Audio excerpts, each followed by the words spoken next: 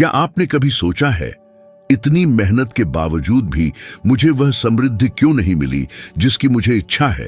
हो सकता है कि आप पैसे से डरते हो, स्थिरता खोने का डर हो, या महसूस करते हो कि जिंदगी आपको घसीट रही है, बजाय इसके कि आप अपनी राह खुद बना रहे हो। इस सामग्री में हम बाइबल के प्रेरणादायक अंशों को नेपोलियन हिल की शिक्षाओं के साथ मिलाएंगे, जो थिंक एंड ग्रो रिच के लेखक हैं, ताकि हम प्रचुरता को अनलॉक कर सकें और आशीर्वादों को स्वीकार करने के लिए तैयार मन से विश्राम कर सकें। हिल का जन्म 1883 में वर्जीनिया राज्य में एक छोटे से एक कमरे वाले झोपड़े में हुआ था। इच्छा एक खामोश प्रेरणा की तरह काम करती है, जो आपके अस्तित्व को आकार देती है, अक्सर आपके जाने बिना। यही कारण है कि अनगिनत लोग इस भावना के साथ सोते हैं कि कुछ जरूरी चीज उनसे छूट रही है। वे समृद्धि, सुरक्षा और शांति चाहते हैं, फिर भी अंदर ही अंदर वे एक सवाल रखते हैं जिसे कुछ ही लोग जबान पर लाते हैं: क्या मैं सच में इन सब का हकदार हूं? तो वैसी हिचकिचाहट, अनिश्चितता और अधूरी महत्वाकांक्षाओं का यह मिश्रण ठीक वही है जो प्रचुरता के प्रवाह को रोकता है। इसलिए सोने से पहले का समय आपकी मानसिक सोच को फिर से समायोजित करने के लिए सबसे अनुकूल क्षण साबित होता है।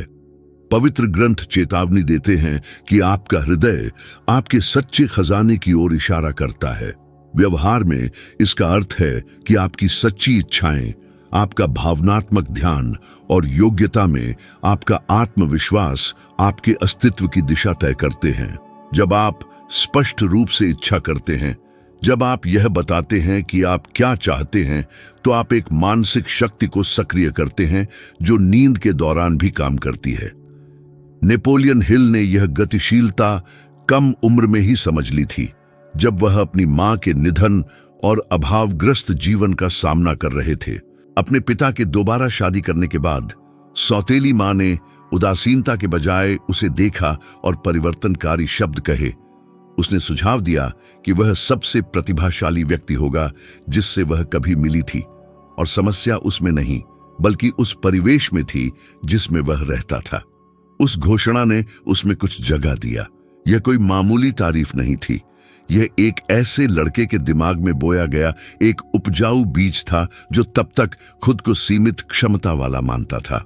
इससे जो भावना पैदा हुई वह आशा और विस्मय का मिश्रण थी, जैसे किसी अंधेरे कमरे में रोशनी की किरण फूट पड़ी हो सकता है कि आपने भी कुछ ऐसा ही अनुभव किया हो। एक पल जब किसी और का आप पर विश्वास आपके अपने विश्वास से कहीं ज्यादा था। इस तरह का अनुभव एक परिवर्तनकारी प्रभाव रखता है। तब से हिल ने अपने स्वयं के मूल्य को प्रमाणित करने के लिए एक तीव्र आवेग विकसित किया, दुनिया के सामने नहीं बल्कि खुद के लिए। सोने से पहले आपका मस्तिष्क अधिक ग्रहणशीलता और लचीलेपन की स्थिति में पहुंच जाता है। ठीक इसी क्षण वित्तीय चिंताएं अक्सर उभरती है।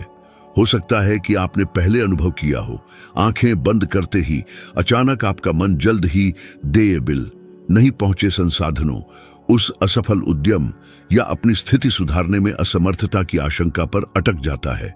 यह एक सामान्य घटना है। शोध बताते हैं कि मौद्रिक चिंताएं रात की चिंता के मुख्य कारक हैं। फिर भी इसी अवधि में परिवर्तन संभव हो जाता है, क्योंकि चेतना और नींद के बीच के इस असमंजस में अवचेतन मन उल्लेखनीय आसानी से नई अवधारणाओं को आत्मसात कर लेता है। क्या आपने कभी कुछ चाहा है लेकिन अंदर ही अंदर उसे असंभव माना? हो सकता है कि आपने कहा हो, मैं और कमाना चाहता हूं, लेकिन खुद को यह विश्वास दिलाया हो कि आप स्थिर रहेंगे। यह आंतरिक असंगति समृद्धि की सबसे बड़ी बाधाओं में से एक है। आपकी इच्छा पारदर्शी, विशिष्ट और भावनाओं से भरी होनी चाहिए। सोचिए, अगले साल कौन सी डॉलर राशि आपके जीवन को काफी हद तक बदल देगी? $10,000, $50,000, शायद इससे भी ज्यादा। सटीक मूल्य आपकी प्रेरणा से कम महत्वपूर्ण है। प्राथमिक सवाल यह है, यह राशि आपके लिए इतना मायने क्यों रखती है? परिवार का भरण पोषण करने के लिए, कर्ज चुकाने के लिए, स्वतंत्रता प्राप्त करने के लिए, अंततः केवल जीवित रहने से आगे बढ़कर वास्तव में जीना शुरू करने के लिए? यह अंतर इच्छा को एक मानसिक निर्देश में बदल देता है। सोने से पहले ऐसी आकांक्षा को लिखने से आप अपने अवचेतन मन को बताते हैं, यही मैं खोज रहा हूं, यही मैं बनाऊंगा। यह जादू टोना नहीं है, बल्कि एकाग्रता और तंत्रिका विज्ञान है। अध्ययन दर्शाते हैं कि सटीक लक्ष्य निर्धारित करने पर आपका मन एक चयनात्मक तंत्र विकसित करता है, जो आपको पहले अनदेखे अवसरों को पहचानने में सक्षम बनाता है। यह ऐसा है जैसे अस्तित्व ही चुपचाप लेकिन ठोस तरीके से सहयोग करना शुरू कर देता है। हालांकि अनगिनत लोग बहुत ज्यादा चाहने से डरते हैं। उन्हें सिखाया जाता है कि बहुत ज्यादा मत मांगो, अत्यधिक महत्वाकांक्षा मत रखो या ईश्वर को परेशान मत करो। लेकिन खुद से पूछें, क्या बेहतर जीवन की आकांक्षा करना वाकई एक गलती है, या गलती यह है कि आप अपनी क्षमता से कम स्वीकार करते हैं? शायद आपकी परवरिश ने आपको यह विश्वास दिलाया हो कि पैसा खतरनाक है, कि धन कुछ ही लोगों तक सीमित है, कि समृद्धि आध्यात्मिकता के साथ मेल नहीं खाती। हालांकि यदि धर्म ग्रंथ कहते हैं कि आपका खजाना वही है जहां आपका हृदय है, तो शायद मुद्दे का मूल कभी भी वित्तीय संसाधन स्वयं नहीं था, बल्कि अंतर्निहित प्रेरणा थी। प्रचुरता की इच्छा करना लालच नहीं है, यह एक प्रतिबद्धता है। यह आपकी घोषणा है, मैं मदद करने, सहयोग करने और विकसित होने के लिए समृद्ध होना चाहता हूं। और कल्पना करें, बस कल्पना करें कि आपका जीवन कैसा होगा यदि लगातार 7 रातों तक आप अपनी इच्छा को स्पष्ट रूप से लिखते, खुद को यह दोहराते हुए कि आप उसे साकार करने की राह पर हैं। कल्पना करें कि आप उसी एकाग्रता के साथ आराम करते हैं, जागते हैं और कार्य करते हैं। सार किसी संख्या को लिखने में नहीं है, बल्कि अपने अवचेतन मन को एक रोड मैप प्रदान करने में है। ऐसा करने पर आप उन रास्तों को पहचानना शुरू कर देंगे जो पहले छिपे हुए थे, ठीक वैसे ही जैसे नेपोलियन हिल के साथ अपनी सौतेली मां के शब्दों को सुनने पर हुआ था। एक सरल बात, एक शक्तिशाली भावनात्मक प्रेरणा और एक पूरी तरह से बदला हुआ अस्तित्व। अब विचार करें, क्या होगा यदि यह परिवर्तन आज ही शुरू हो सकता है? और क्या होगा यदि आज रात सोने से पहले आप अपने भीतर मुड़ें और पूछें, मैं वास्तव में क्या चाहता हूं? वह नहीं जो आपको लगता है कि आपको चाहना चाहिए, नहीं वह जो दूसरों ने संभव सुझाया है, बल्कि वह जो आपकी नब्ज को तेज करता है, जो आपकी रचनात्मकता को प्रज्वलित करता है, जो आपको सोचने पर मजबूर करता है। यदि यह सच हो गया तो मेरा अस्तित्व कुछ और होगा। अपनी इच्छा को दर्ज करते समय भावनाओं को स्वीकार करने दें, उसे दबाएं नहीं, न ही उसे कम आंखें। इच्छा करना अभिमान नहीं है, यह सृजन का प्रारंभिक चरण है। हिल ने बचपन की उस दूर की रात में जो अनुभव किया था, उसी तरह शायद आज लिखी गई एक ही पंक्ति आपके भीतर एक ऐसी शक्ति को उजागर कर सकती है जो वर्षों से निष्क्रिय पड़ी थी। ऐसा इसलिए है क्योंकि इच्छा जब स्पष्ट, वास्तविक और गहरी होती है, न केवल आपकी धारणा को बदलती है, बल्कि यह आपके जीवन के मार्ग को भी फिर से परिभाषित करती है। वित्तीय डर एक जिद्दी उपस्थिति है जो अक्सर ठीक तब उभरता है जब घर शांत हो जाता है और कमरे की रोशनी बुझ जाती है। ठीक उसी क्षण जब आप आराम करने की कोशिश करते हैं, वह फुसफुसाता है, क्या होगा यदि संसाधन पर्याप्त न हो? क्या होगा यदि कल और भी बड़ी कठिनाइयां लाए? क्या होगा यदि अपनी जिम्मेदारियों को निभाने में अक्षमता प्रकट हो? यह डर इतना सामान्य विश्व स्तर पर लाखों व्यक्तियों को निष्क्रिय कर देता है और एक अगोचर सर्पिल स्थापित करता है। अधिक डर, कम पहल, कम पहल, अधिक अभाव, अधिक अभाव, अधिक डर। धर्मग्रंथ याद दिलाते हैं कि सृष्टिकर्ता ने हमें कायरता की आत्मा नहीं दी है, बल्कि शक्ति, स्नेह और आत्मनियंत्रण की आत्मा दी है। इस सत्य को नेपोलियन हिल की शिक्षाओं के साथ जोड़ने पर यह समझा जाता है कि विश्वास केवल आध्यात्मिक स्तर तक ही सीमित नहीं है, यह एक प्रेरक मनोवैज्ञानिक शक्ति भी है जो आपको समाधानों की ओर निर्देशित करती है। हिल ने जोर दिया कि डर अवचेतन मन की सबसे विनाशकारी शक्तियों में से एक है। जब आप लगातार किसी चीज से डरते हैं तो आप अक्सर वही प्रकट करते हैं जिसे आप दूर करना चाहते हैं। कितनी बार एक महत्वपूर्ण निर्णय को अत्यधिक जोखिम भरा मानकर टाल दिया गया। कितने अवसर केवल इसलिए गंवा दिए गए क्योंकि आपको खुद को सक्षम महसूस नहीं हुआ। कितनी रातें उस डॉलर मूल्य के बारे में सोचने में गुजरी जो कभी पूरा नहीं हुआ, उस वेतन वृद्धि के बारे में जो नहीं मिली, उस उद्यम के बारे में जो सफल नहीं हुआ। वैज्ञानिक समुदाय इसकी पुष्टि करता है। जो व्यक्ति लगातार वित्तीय भय की स्थिति में रहते हैं वे अधिक आवेगपूर्ण विकल्प चुनने के लिए प्रवृत्त होते हैं, सरल अनुप्रयोगों से बचते हैं और यहां तक कि अपनी सफलता की संभावनाओं को भी खतरे में डालते हैं, क्योंकि चिंता के प्रभाव में मस्तिष्क का कॉर्टेक्स विस्तार के बजाय अस्तित्व को प्राथमिकता देता है।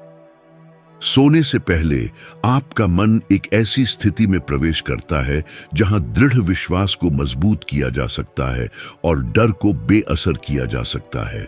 यह ऐसा है जैसे अवचेतन मन अधिक पारगम्य हो जाता है, एक नए दृष्टिकोण को स्वीकार करने के लिए तैयार। यह मानसिक रूप से यह कहने का आदर्श क्षण है कि आप अकेले नहीं हैं, कि एक उच्च शक्ति आपके लाभ के लिए काम कर रही है और आपका विश्वास, हाँ, आशंका को दूर करने में सक्षम है। अधिक प्रचुर भविष्य में अपने विश्वास को दोहराने से आप अपने मन को खतरों के बजाय अवसरों को पहचानने के लिए प्रशिक्षित करते हैं। हालांकि यह अत्यधिक सरल लग सकता है, तंत्रिका स्तर पर यह अभ्यास घबराहट से जुड़े मस्तिष्क क्षेत्रों की गतिविधि को कम करता है और अगले दिन तार्किक और फलदायक विकल्प चुनने की क्षमता को बढ़ाता है। भय के विनाशकारी प्रभाव को उजागर करने वाली एक उल्लेखनीय कहानी है। व्यवसायी हॉवर्ड ह्यूजेस, जो अपने समय के सबसे समृद्ध व्यक्तियों में से एक थे, ने सूक्ष्म जीवों, कीटाणुओं और बीमारियों के अत्यधिक डर के अधीन होकर अपना जीवन समाप्त किया। उनकी चिंता ने उन्हें गंभीर अलगाव में धकेल दिया, उन्हें दोस्तों, सहयोगियों और यहां तक कि उद्यम के अवसरों से भी दूर कर दिया। कई पीढ़ियों तक भव्यता से जीवन जीने के लिए पर्याप्त वित्तीय संसाधनों के बावजूद डर ने उनकी वास्तविकता को एक कारावास में बदल दिया। उनके मानसिक और भावनात्मक स्वास्थ्य का गहरा पतन उनकी अपार संपत्ति की शक्तिहीनता को दर्शाता है। यह कहानी बताती है कि कैसे समृद्धि भय पर नियंत्रण के बिना विनाश में समाप्त हो सकती है। अकेला पैसा चिंता को दूर नहीं करता, यह विश्वास, मानसिक स्पष्टता और बहादुरी है जो यह परिभाषित करती है कि प्रचुरता एक वरदान के रूप में प्रकट होगी या एक बोझ के रूप में। इसे अपने जीवन पर लागू करें। कितनी बार आपने यह सोचकर बढ़ोतरी मांगने से परहेज किया कि आप इसके लायक नहीं हैं? निर्णय के डर से कितनी आशाजनक विचारों को आपने दबा दिया? कितनी बार आपने प्रयास करने से पहले ही पीछे हट गए, यह मानते हुए कि आप अक्षम हैं? और क्या होगा अगर यह डर कोई आंतरिक कमजोरी नहीं है बल्कि एक मानसिक आदत है जिसे फिर से प्रोग्राम किया जा सकता है? सोने से पहले खुद को दोहराएं कि आपको अपने मार्गदर्शन पर विश्वास है, कि सभी कदमों का ज्ञान अनावश्यक है, केवल अगला ही मायने रखता है। विश्वास डर का एक मारक है क्योंकि यह अंतिम परिणाम की परवाह किए बिना कार्य करने की क्षमता को जगाता है। एक छोटा मानसिक अभ्यास करें। कल्पना करें कि आप कल सुबह जागते हैं और एक ही सरल कदम उठाने का फैसला करते हैं।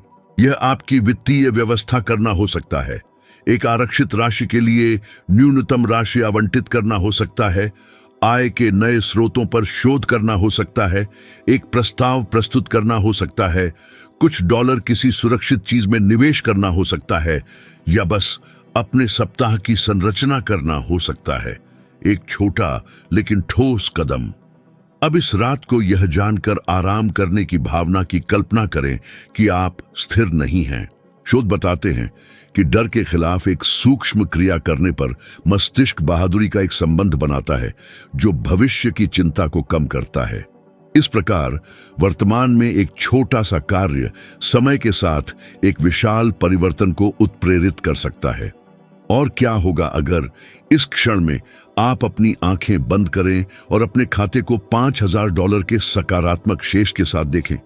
केवल एक भ्रम के रूप में नहीं बल्कि एक ठोस संभावना के रूप में। आपको कैसा महसूस होगा? आपके भीतर क्या बदल जाएगा?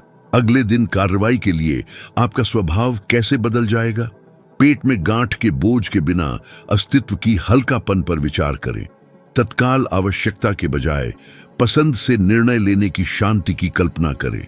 आने वाली रातों में मानसिक रूप से दोहराने का अभ्यास करें कि आप निडर हैं, कि आप में विश्वास है। भले ही शुरू में यह भावना अजीब लगे रहें। विश्वास एक मांसपेशी की तरह काम करता है। जितना अधिक अभ्यास किया जाता है उतना ही मजबूत होता है।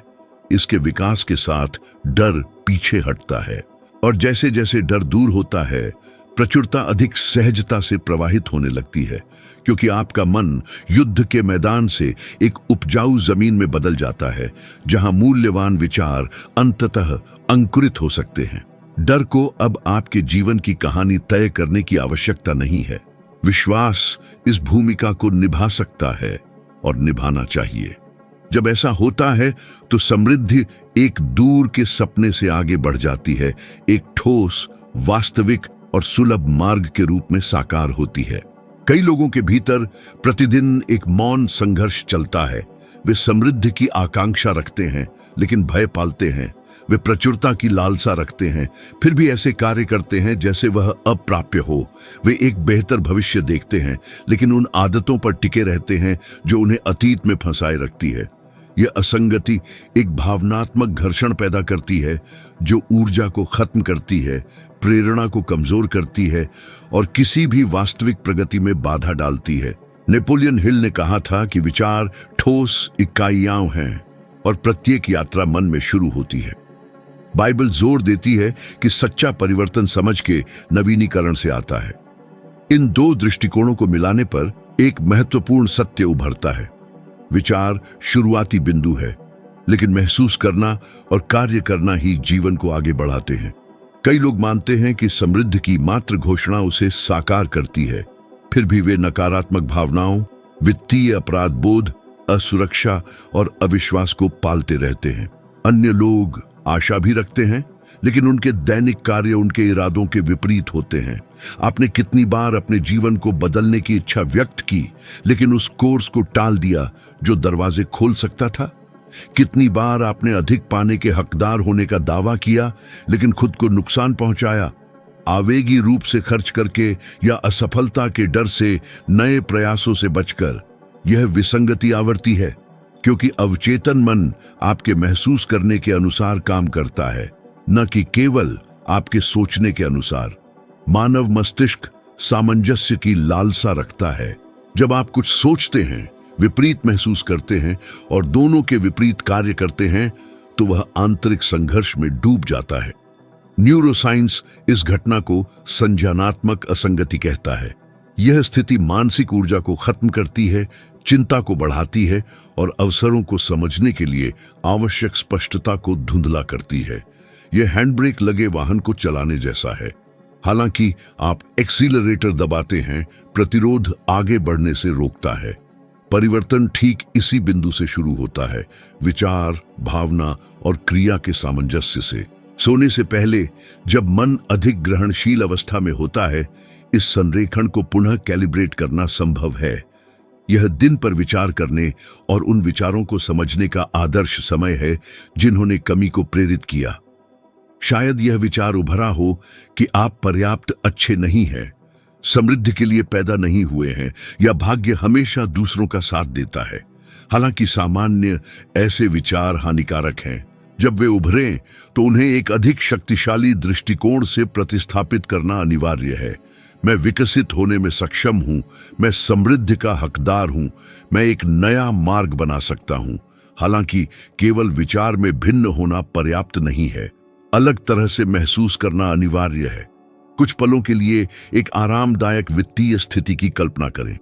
$20,000 जैसी राशि के बारे में सोचें जो आरक्षित, स्थिर और आपात स्थिति, निवेश या उद्यमों के लिए सुलभ हो। अब उस भावना की जांच करें जो ऐसी छवि उत्पन्न करती है।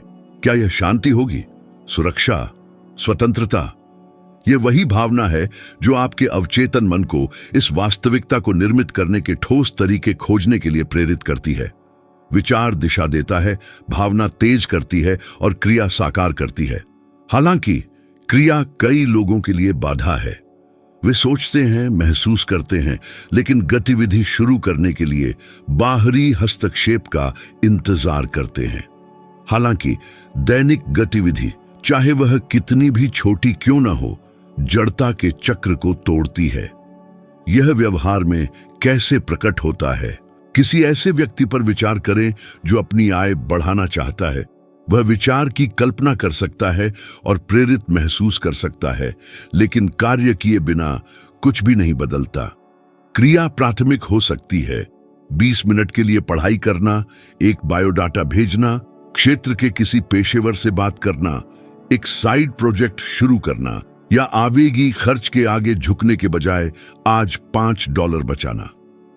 प्रत्येक छोटा कार्य मस्तिष्क को आपकी प्रगति का संकेत देता है, निरंतरता को बढ़ावा देता है।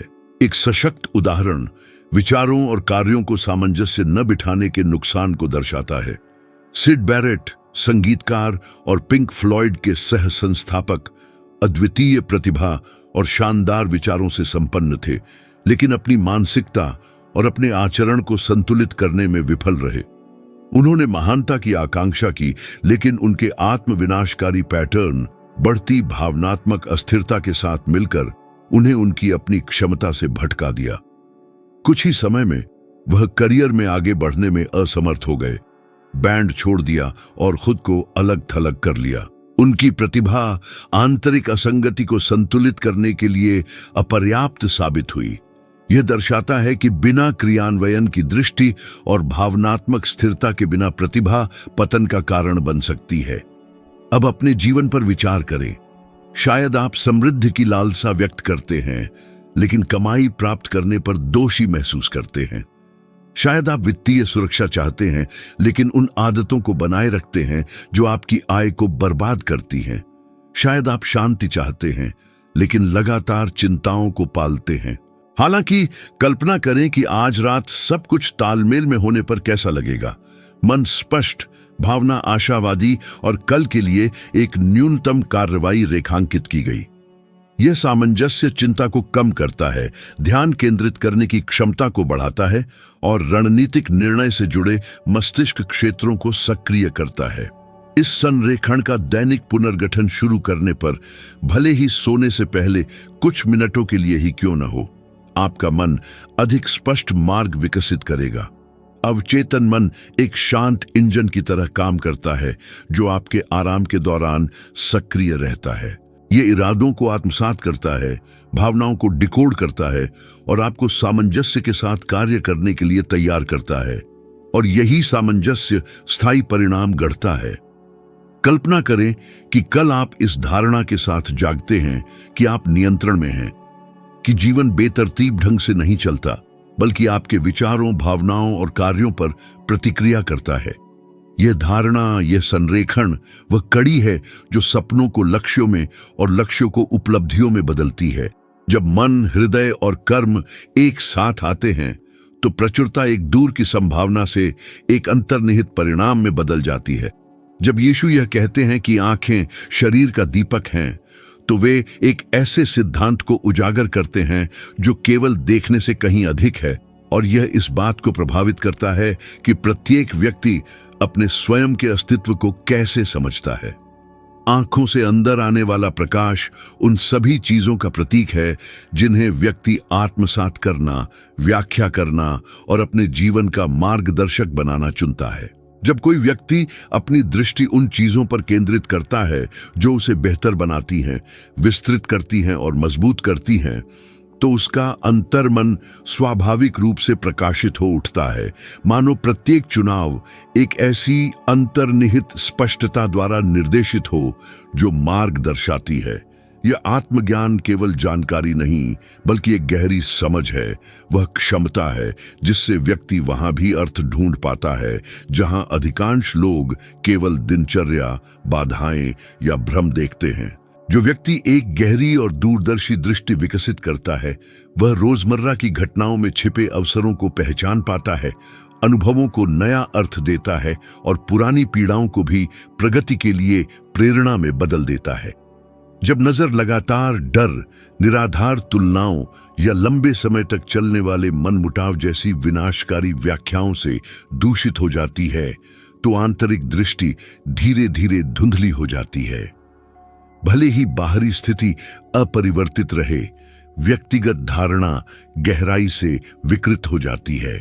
तब मन उन जगहों पर खतरे पहचानने लगता है जहां संभावनाएं मौजूद हैं, विफलता देखता है जहां वास्तव में एक मूल्यवान सीख है, और केवल चुप्पी को अस्वीकृति के रूप में व्याख्या करता है। यह आंतरिक अंधकार किसी एक क्षण से नहीं आता, बल्कि उन छोटे छोटे विचारों के योग से आता है जिन्हें रोज दोहराया जाता है, जब तक कि वे ऐसे लेंस न बन जाइए जिनसे पूरी वास्तविकता को छाना जाता है। यीशु चेतावनी देते हैं, यदि किसी व्यक्ति की आंतरिक रोशनी अंधेरे में बदल जाती है तो परिणामी अंधकार बहुत गहरा होगा, क्योंकि उस अंधेरे से गहरा कोई अंधकार नहीं है जो बिना व्यक्ति की जानकारी के स्थापित हो जाता है। ऐसा तब होता है जब कोई व्यक्ति सीमित करने वाली व्याख्याओं में गहराई से विश्वास करता है, उन विश्वासों पर लगातार प्रतिक्रिया करता हुआ जीवन जीता है, जो एक ऐसे चक्र को जन्म देता है जो व्यक्ति को उसकी वास्तविक क्षमता से दूर कर देता है। एक धुंधला मन क्षमता की कमी नहीं है, बल्कि स्पष्ट दिशा का अभाव है। यह एक ऐसी टॉर्च के साथ चलने जैसा है जिसकी चमक समय के साथ धीरे धीरे कम होती गई, जब तक कि यात्री धुंधलेपन का आदी होकर यह विश्वास करने लगता है कि यह अंधेरा ही सब कुछ है। मूलभूत शिक्षा एक गहरी व्यक्तिगत जिम्मेदारी की ओर इशारा करती है, अपनी दृष्टि की गुणवत्ता पर नजर रखना। इसमें ध्यान से देखना शामिल है कि कौन से विचार दोहराए जाते हैं, कौन सी आंतरिक कहानियां मजबूत होती हैं और किस प्रकार की भावनाएं प्रतिदिन सक्रिय रूप से विकसित की जाती है। जब कोई सचेत रूप से अपने ध्यान को समायोजित करना चुनता है, विनाशकारी व्याख्याओं को व्यापक और रचनात्मक धारणाओं से बदलता है, तो यह उस आंतरिक लौ को फिर से जलाने जैसा है जो वास्तव में हमेशा से वही थी, सक्रिय होने की प्रतीक्षा कर रही थी। यह परिवर्तन बाहरी परिस्थितियों पर निर्भर नहीं करता, बल्कि जीवन को देखने के तरीके में एक शांत और शक्तिशाली बदलाव पर निर्भर करता है। इस समझ के साथ प्रकाश को दुनिया के प्रति एक दृष्टिकोण के रूप में देखा जाने लगता है, घटनाओं को ज्ञान, साहस और सच्ची विवेक के साथ व्याख्या करने की एक आंतरिक प्रवृत्ति। और जैसे जैसे व्यक्ति अपनी दृष्टि को बेहतर बनाता है और परिष्कृत करता है, उसका पूरा जीवन इस गहरे बदलाव को दर्शाने लगता है, क्योंकि वह जो कुछ भी स्पष्टता से देखती है वह बेहतर ढंग से व्यवस्थित होता है, मजबूत होता है और फैलता है। इसी बिंदु पर यीशु के शब्द अपनी अधिकतम गहराई प्रकट करते हैं। सच्चा आत्मज्ञान बाहर से नहीं आता, बल्कि आंतरिक रूप से इस बात से पैदा होता है कि प्रत्येक व्यक्ति जीवन को कैसे देखना और उसका जवाब देना चुनता है। और जब तक यह विचार आंतरिक रूप से गहराई से गूंजता रहता है, यह याद रखना महत्वपूर्ण है कि इस यात्रा में उठाया गया प्रत्येक कदम एक बड़े और महत्वपूर्ण उद्देश्य को रखता है। यहाँ कुछ भी संयोग से नहीं है।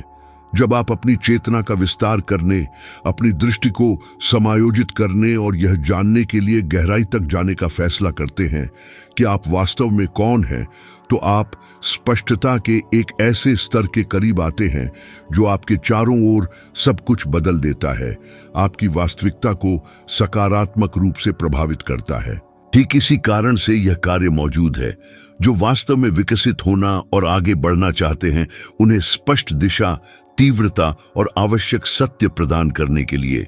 यदि आपको लगता है कि इस सामग्री ने आपको कुछ सिखाया है और नई अंतर्दृष्टि खोली है, तो यहीं न रुकें। स्क्रीन पर एक और वीडियो अभी दिखाई दे रहा है जो इस मार्ग को और गहरा करेगा और आज आपने जो जागृत करना शुरू किया है उसकी समझ को बढ़ाएगा। बस क्लिक करें और अपनी यात्रा में आगे बढ़ते रहें।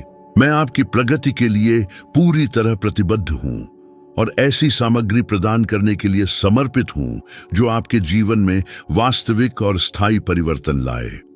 आपसे अगले वीडियो में मिलता हूं।